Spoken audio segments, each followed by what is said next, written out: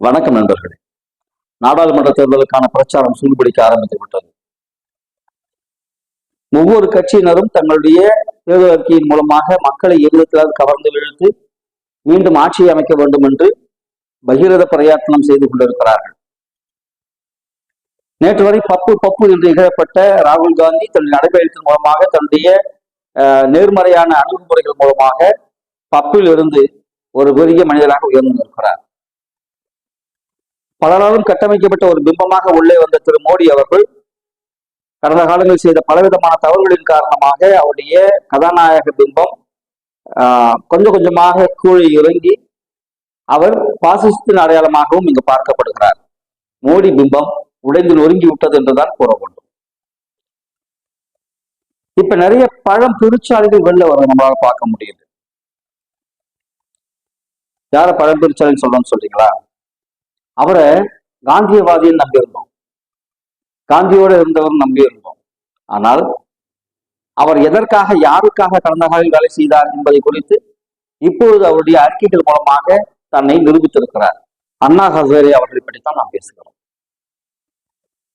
காங்கிரஸ் ஆட்சியின் ஊழல் மலிந்து விட்டது, இந்த ஆட்சி அகற்றப்பட வேண்டும் எல்லாம் உண்ணாவிரதமா இருந்தார். இந்த ஆட்சி மாற்றத்துக்கு அவரும் ஒரு காரணமாக இருந்தார். கடந்த 10 ஆண்டுகளாக அவர் எங்கே போனார் அப்படின்னு கூட யாருக்குமே தெரியல. பண மதிப்பு இழப்பீட்டு நடவடிக்கையின் மூலமாக பல பேர் இறந்த பொழுதும் வாயை மூடிக்கொண்டிருந்தார். ஆஷிபாக்கள் கொல்லப்படும் பொழுது, கற்பழித்து கொல்லப்படும் பொழுது வாயை மூடிக்கொண்டிருந்தார். முற்போக்கு சிந்தனையாளரான கௌரி லங்கேஷ் போன்ற பத்திரிகையாளர்கள் கொல்லப்படும் பொழுது வாயை மூடிக்கொண்டிருந்தார். மணிப்பூர் பற்றி எரியும் பொழுது வாயை மூடிக்கொண்டிருந்தார்.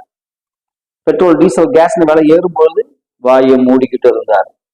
எலக்டோரல் பாண்ட்ல நாடே கொல்லப்பட்டுக்கிட்டு இருக்கு.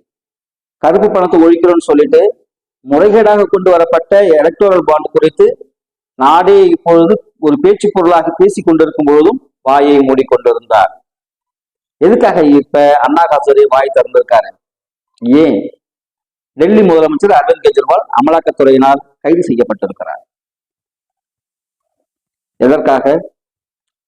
டெல்லியின் மது கொள்கைகளை வகுத்ததில் அவர் 100 கோடி தன்னுடைய கட்சிக்கு லஞ்சமாக பெற்று விட்டார் அப்படின்னு சொல்லி கைது பண்ணியிருக்காங்க. அவர்கள் விசாரணை எதிர்கொள்ள தயாராக இருக்கிறார்கள்.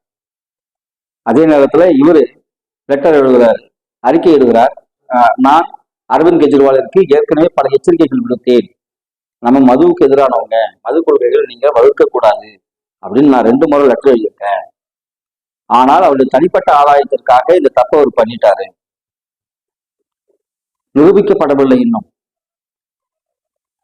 பல பேருடைய வழக்குகளுக்கு என்ன ஆகிறது என்று நாம் பார்க்கின்றோம். பாரதிய ஜனதாவில் சேர்கின்ற பல பேர் இங்க எப்படி உத்தமர்கள் ஆகிறார்கள், அதற்கு முன்பு அவர்கள் எவ்வளவு பெரிய ஊழல்வாதிகளாக இருக்கிறார்கள் எல்லாம் நம்ம பார்த்துட்டு இருக்கோம். மக்கள் எல்லாத்தையும் பார்த்துட்டு இருக்காங்க. இதுக்கு தகுந்த பதில் கிடைக்கும். காங்கிரஸ்ல தப்பு பண்ணாலும் தப்பு தான், பிஜேபியில் தப்பு பண்ணாலும் தப்பு தான். நடுநிலையாக இருக்கிற மக்கள் 2 பேருமே பார்த்துட்டு இருக்காங்க. இன்னைக்கு பப்பு வளர்ந்து விட்டார். அன்று ஒரு மிகப்பெரிய பம்பமாக கட்டமைக்கப்பட்ட மோடி இன்று கொஞ்சம் கொஞ்சமாக நொறுங்கி கொண்டிருக்கிறார். அண்ணா ஹசாரே இப்பொழுது திடீரென்று உறக்கத்திலிருந்து எழுந்து வந்து அறிக்கை விடுவதற்கான ரகசியம் என்ன? தேர்தல் முடிவுகளை எப்படியாவது பிஜேபியின் பக்கம் மாற்ற வேண்டும் என்கின்ற ஒரே முனைப்பு என்பது தவிர வேறு எதுவுமே கிடையாது.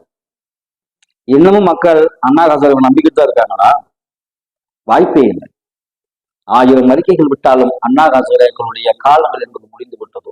மக்கள் தெளிவாக யோசிக்க ஆரம்பித்திருக்கிறார்கள். எங்களுக்கு மதமும் வேணாம், ஜாதியும் வேணாம், எங்களுக்கு நல்ல ஆட்சி வேண்டும், நிம்மதியான ஒரு வாழ்க்கை வேண்டும் அப்படின்னு மக்கள் யோசிக்க ஆரம்பிச்சுட்டாங்க. அதன் வெளிப்பாடாகத்தான் வடக்கில் இருக்கின்ற பல மாநிலங்களில் மிகப்பெரிய மாற்றங்களை நாம் சந்தித்துக் கொண்டிருக்கிறோம்.